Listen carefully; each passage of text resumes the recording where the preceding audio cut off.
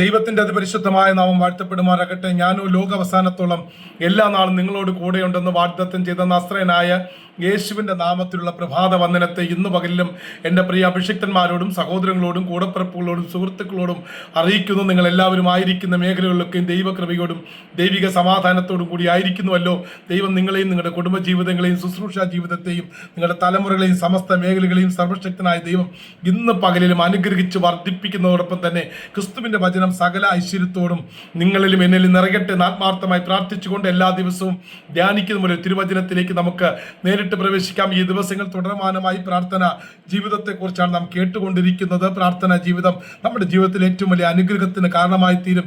ദൈവിക സന്തോഷത്തിനും സമാധാനത്തിനും ദൈവിക ഐശ്വര്യത്തിനും പ്രാർത്ഥന ഒരു വലിയ മരുന്ന് തന്നെയാണ്. കാരണം പ്രാർത്ഥനാ ജീവിതം നമ്മുടെ അകത്തുണ്ടെങ്കിൽ നമ്മുടെ ജീവിതത്തിൽ ഏത് പ്രതികൂലം വന്നാലും ഏത് പ്രതിസന്ധി വന്നാലും എത്ര വലിയ വിഷയങ്ങൾ വന്നാലും അതിനെയൊക്കെ ഓവർകം ചെയ്യുവാൻ, അതിനെല്ലാം തരണം ചെയ്യുവാൻ പ്രാർത്ഥനയ്ക്ക് കഴിയും. ഏത് പ്രതിസന്ധി വന്നാലും അത് ഒരിക്കലും അതിൽ പതറിപ്പോകരുത്.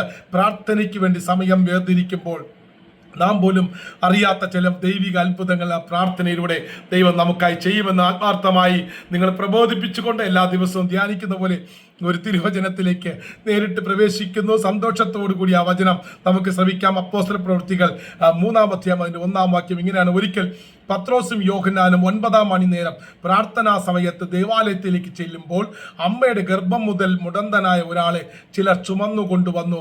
അവന് ദേവാലയത്തിൽ ചെല്ലുന്നവരോട് ഭിക്ഷയാചിപ്പാൻ സുന്ദരം എന്ന ദൈവഗോപുരത്തിൽ ദിനംബരി ഇരുത്തുമാറുണ്ട്. സ്തോത്രം. കാരണം ഈ വാക്യം ഇതിന്റെ തുടർമാനമായ കാര്യങ്ങളെല്ലാം നിങ്ങൾക്കറിയാം. നമ്മുടെ സമയം വളരെ ചുരുക്കമാണ്. അതുകൊണ്ട് വളരെ വ്യക്തമായി പത്രോസും യോഹന്നാനും പ്രാർത്ഥനയ്ക്ക് വേണ്ടി സുന്ദരം ദേവാലയത്തിലേക്ക് പ്രവേശിക്കുന്നതിന്റെ തൊട്ടു മുമ്പ് ആ ദേവാലയത്തിൽ അമ്മയുടെ ഗർഭം മുതൽ മുടന്തനായ ഒരുവനെ സ്ഥിരം കൊണ്ടിരുത്തി ഭിക്ഷയാചിക്കുന്ന ഒരു പതിവുണ്ട്. അവൻ വെള്ളിയും പൊന്നുമാണ് ചോദിക്കുന്നത്.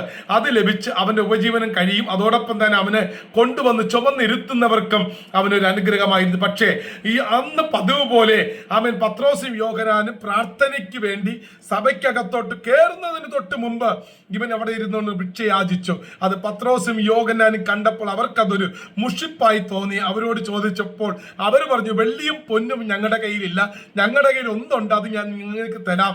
അത് തന്നാൽ പിന്നെ നീ ഒരിക്കലും ഇവിടെ ഭിക്ഷയാചിക്കത്തില്ല.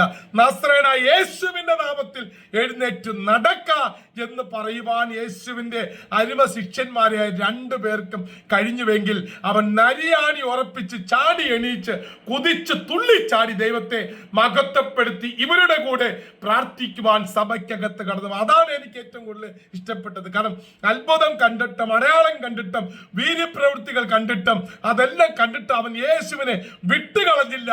അവരുടെ കൂടെ സഭയ്ക്കകത്ത് കടന്നുപോയി പ്രാർത്ഥിക്കുവാൻ അവൻ സമയം കണ്ടെത്തി. ഈ ദിവസങ്ങൾ ഇന്നലകൾ മുടന്തനായി ഭിക്ഷയാചിച്ചു കൊണ്ടിരുന്നവന്റെ ജീവിതത്തിൽ ഒരു സൗഖ്യം ആ പ്രാർത്ഥിക്കുന്ന യോഹന്നാനിലൂടെയും പത്രോസിലൂടെ വന്നപ്പോൾ അവരുടെ കൂടെ ദൈവാലയത്തിൽ ചെന്ന് പങ്കാളിത്തം വഹിച്ചുകൊണ്ട് പ്രാർത്ഥിക്കുവാൻ ദൈവം സഹായിച്ചെങ്കിൽ ഈ ദിവസങ്ങൾ ദൈവം നമുക്ക് എത്ര അധികം നന്മ ചെയ്തിട്ടുണ്ട്.